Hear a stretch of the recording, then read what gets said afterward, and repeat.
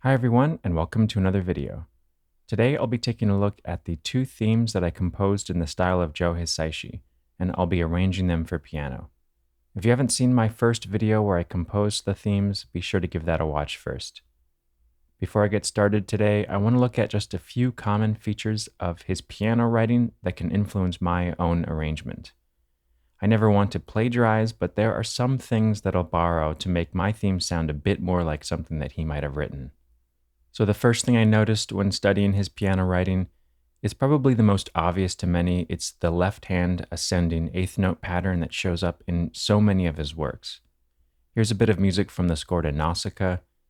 It's an example of the left-hand texture. This isn't all that unique to Hisaishi. Many composers, even several hundred years ago, used a similar left-hand pattern, although what partially makes this recognizable to him is the chord quality. This first measure is a C minor ninth chord, and he arranges the notes into two sets of stacked fifths, with the root, fifth, and ninth, each a fifth apart, then the third and seventh, a fifth apart as well. It also creates this little melodic fragment with a minor second tension that I associate with his music. And even when the chord isn't a minor ninth chord, he still likes to arpeggiate with eighth notes. For instance, here's an excerpt from the score to Kiki's Delivery Service. These are simple major and minor triads, and you'll notice similar interval spacing between adjacent pitches, usually fifth or sixth intervals. And here's an excerpt from a piece from Princess Mononoke. Notice a similar note spacing in the left hand. This is a major triad with an added major sixth scale degree. Larger intervals on the bottom, smaller intervals in the middle, and often a small leap at the very top. Another feature of his piano writing is just the simplicity of the textures and relationship between melody and left-hand accompaniment. I'll return to the Nausicaa excerpt. You see this kind of texture a lot, a monophonic right-hand melody over a monophonic left-hand eighth note accompaniment. This thin texture occurs most often at the beginning of the theme or piece at low to medium dynamics. Notice also the registers of each hand are for the most part contained between the bass and treble clef staffs. He typically starts the themes like this registrally, then will expand outwards later on. Looking at the Mononoke excerpt again, not quite as thin in the right hand, but overall still a very light texture. Then in contrast, Hisaishi typically thickens that texture up quite a bit during the more climactic moments in each theme. Here's a moment later on in the same piece from Nausicaa. In the right hand, he has 4-note chords on the strong beats, octaves on the quicker moving notes, and in the left hand, he has very low octave bass whole notes on the downbeats. Then to fill out the texture and register, the left hand plays either some sort of background chord or rhythm, or joins in on the foreground material an octave below the right hand. In the Mononoke piece, during one of the climactic moments, you see a similar right hand part, alternating between 4-note chords and octaves. The left hand is actually simpler here, continuing that eighth note arpeggiated texture, although the range he spans now in the left hand is a bit wider to fill out the texture. Another common feature you might have noticed is the rolled chords, often in the right hand, but on occasion in both, like in these moments. Here's another moment in the Princess Mononoke piece. Notice the rolled chords in the right hand. Also, I want to point out the number of notes per right hand chord is actually pretty inconsistent. A few moments with 1 note, then a few moments in octaves, some 3-note chords, and a few 4-note chords. This is pretty typical in his writing. Some composers will try to maintain an equal number of notes per chord, which actually makes orchestrating much easier, but he mixes that number up throughout a single passage like this. So with all of that in mind, I'll start arranging my first theme for piano. Here's the first 8-measure phrase. I'll play the melody in the right hand and block chords in the left.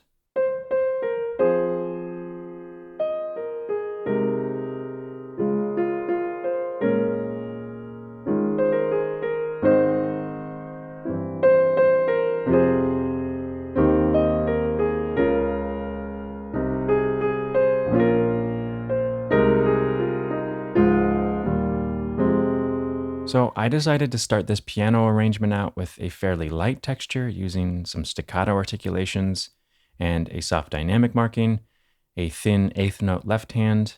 You can see I'm modeling this left hand part on Hisaishi's piano writing. Here's what this sounds like.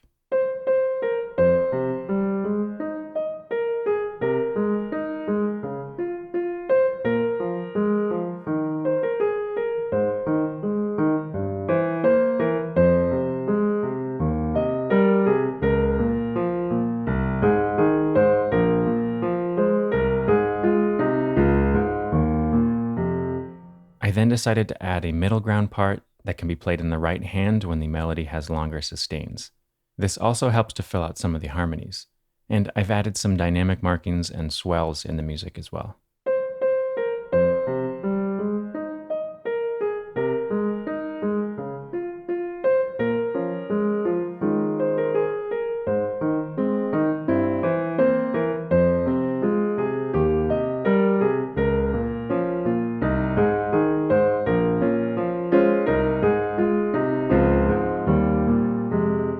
Here are the next 8 measures of the theme.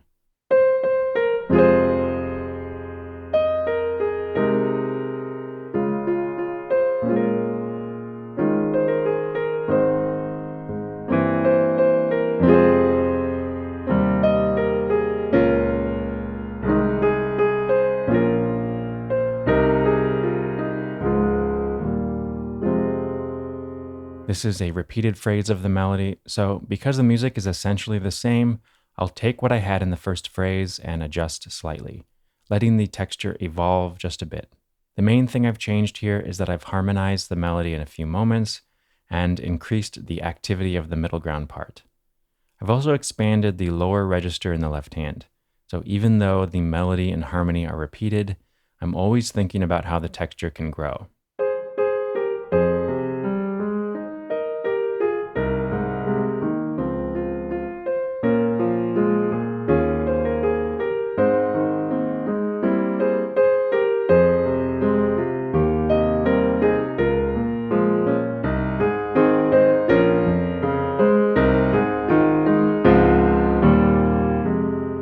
Onto the contrasting middle section, I decided to contrast the piano texture here from the A section.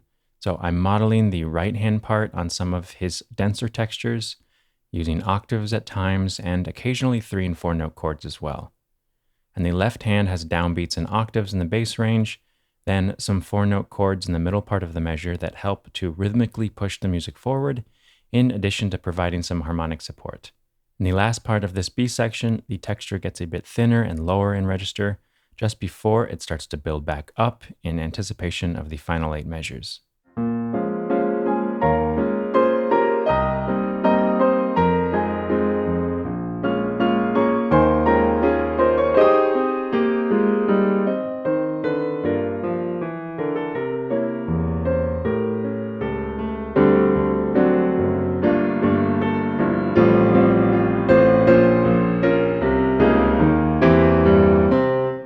And here are the final 8 measures, another repeat of the A material of the theme. I decided to bring back the left-hand 8th note texture from before, but I maintain the climactic right-hand chordal texture from the beginning of the B section. I'm using a fairly wide range from top to bottom, and I have both left and right hands contributing at times to that middle register part of the texture. So overall, these last 8 measures aren't really introducing anything new, just expanding on what I've done before and increasing the intensity, the density, and expanding the register outwards.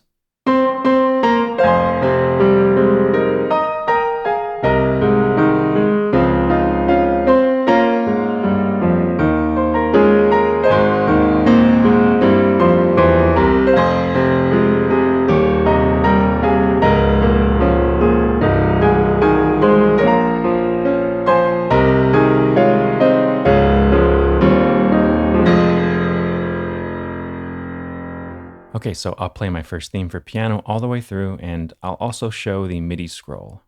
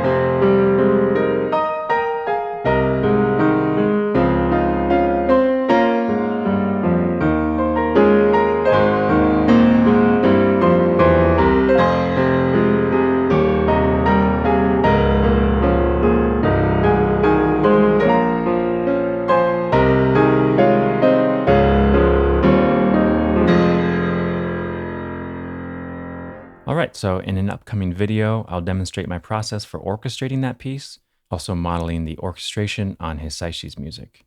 If you recall, I wrote a second theme inspired by Hisaishi, this one a bit more complicated from a form and structure standpoint. Instead of the 32-bar AABA structure, I was a bit more adventurous, inspired by Hisaishi's Legend of Ashitaka theme from Princess Mononoke. Be sure to check out that video where I talk about the composition. I'll put a link to that one below. For this piano arrangement, in addition to the Legend of Ashitaka, I was also inspired to write an introduction in the style of Hisaishi's Fantasia for Nausicaa piano piece. I used some of the same textures from that piece in my introduction, but I try to also incorporate some of my own compositional voice. I think for the sake of time, I just want to play this through, again with the score and MIDI scroll. I'll be posting all of the MIDI and project files for both themes to my Patreon page, so check that out if you're interested. Thanks so much for watching, and I hope you enjoy this piano piece.